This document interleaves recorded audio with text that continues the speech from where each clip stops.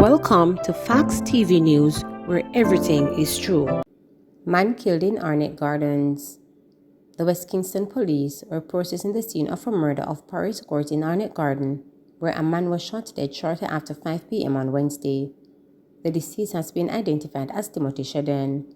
It is reported that Shedden was sitting at the front of the community when men on motorbikes rode up and opened fire at him. He was shot several times in his upper body. Shedden was taken to hospital where he was pronounced dead. Disc jockey killed in St. Anne. The St. Anne's Bay police have launched an investigation into the murder of a disc jockey in Windsor Heights District, St. Anne, Tuesday night. He is 29-year-old Javon Harrison of Windsor Heights District.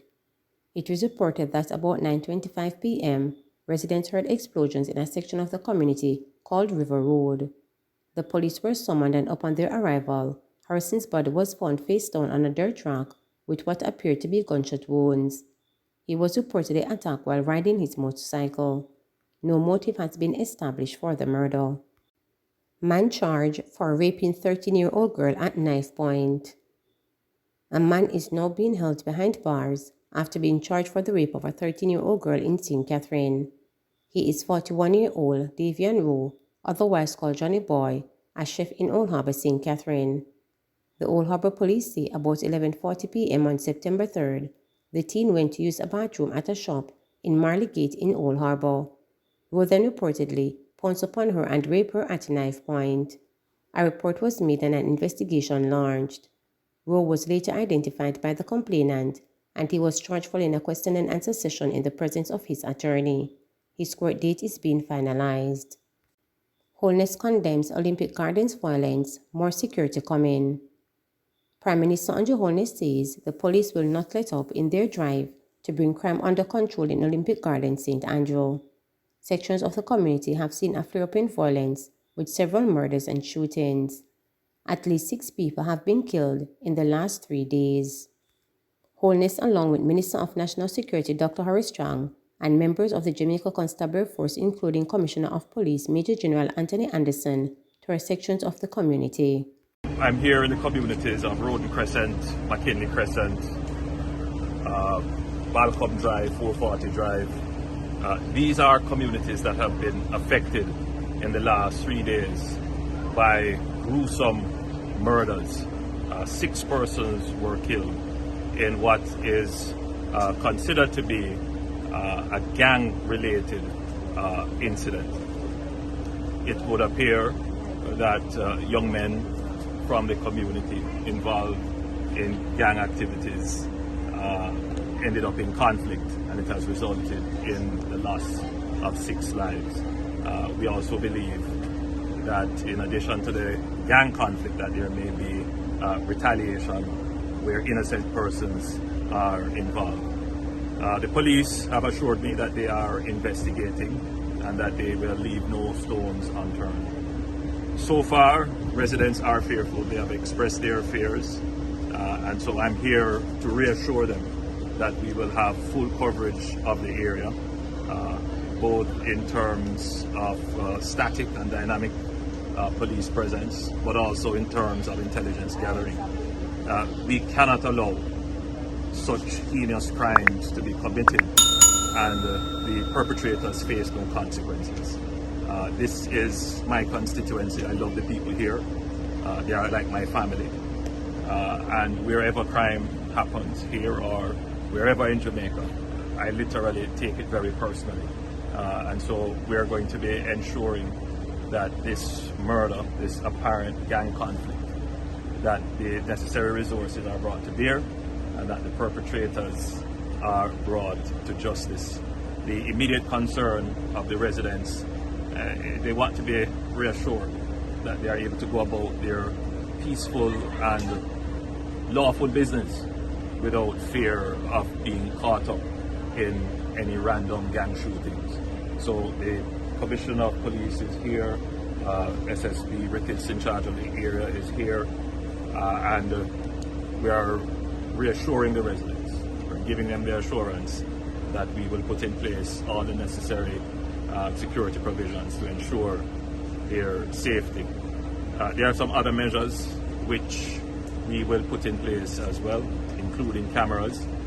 We have a project in place. Unfortunately, it is stuck in procurement and has not yet come to fruition.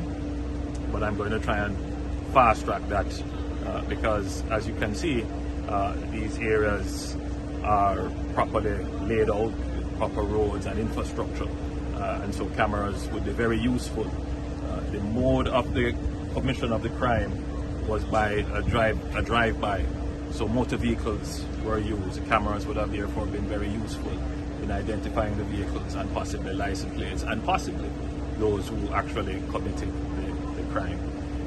The residents, I must say, whilst they are very much afraid, they are not in support of what is happening. The community is against this, and I am expecting that we should be able to get valuable and useful information to bring the perpetrators to. JPS fires back at Vols. Seemingly struck by the public tongue lashing it received from Energy Minister Darrell Vols and facing a cabinet grilling next Monday, Jamaica Public Service Company JPS has fired back, saying that there are several inaccuracies in Vols' claims. In a release on Wednesday, JPS said it is refuting claims by Vols in his media release issued on September 7, a day after an interview with reporters. During the exclusive interview with reporters, Vols flagged the JPS, for which he described as its poor handling of customer issues, and said he wants the firm to explain how it will compensate customers who suffer damage or loss of income from power outages. Vols has also expressed disappointment with the 0.7% average rate increase recently granted by the Office of the Utilities Regulation or to the JPS, which saw the majority of its customers paying more for electricity bill effective August 22nd. Next Monday, JPS officials are to brief the cabinet on the company's plans and measures to ensure public stability as the hurricane season progresses, and how and when issues concerning delays in adding new customers to the grid, persistence and unscheduled power outages, and relocation of poles will be addressed. The JPS is also expected to provide a supply chain assessment report on the impact of the challenges being encountered by the construction industry because of its non-performance. But in its release on Wednesday, JPS said it was surprised that Voss would issue a news release with several inaccuracies when it had been trying unsuccessfully for months to convene a meeting with him to discuss the issues highlighted in the release, as well as other matters of national importance that have the potential to significantly impact the loss of electricity and reliability of the supply. These include how the ministry could help fight the massive theft of electricity and national response to soaring global fuel prices, apart to the addition of renewable generation and the impact of supply chain upheavals on the sector, said JPS.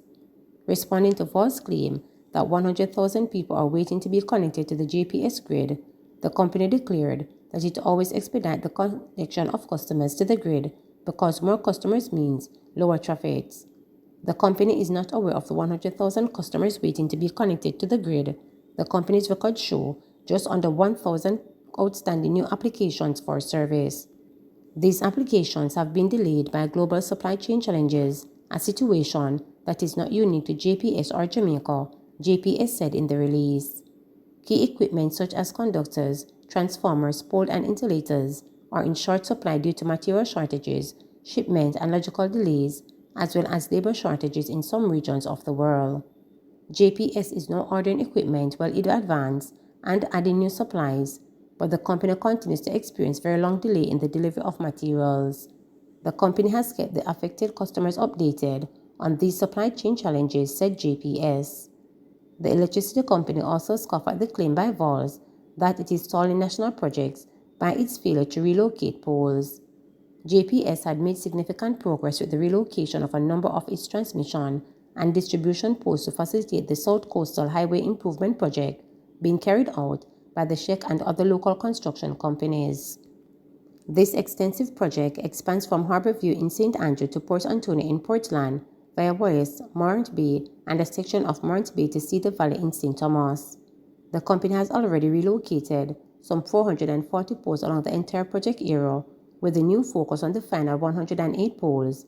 The relocation of the additional poles should be completed by the end of September, said JPS. Voss has also flared the light and power company for unscheduled outages by the JPS argued that it is an inescalable reality of the power system across the world. There can be no guarantee of uninterruptible power in the face of the uncontrollable factors such as weather conditions, motor vehicle accidents, or equipment failure. In some of our local communities, the hard work to install, upgrade, repair, and maintain equipment is made even more difficult by mountainous terrain, landslides, and bad road conditions. According to JPS, there are several major issues that need to be addressed to improve the local energy sector that require alignment and partnership among many parties committed to do the right thing. JPS is therefore calling on the Ministry of Energy and the other willing partners to work together to address the major issues that can move the energy sector forward, said the company.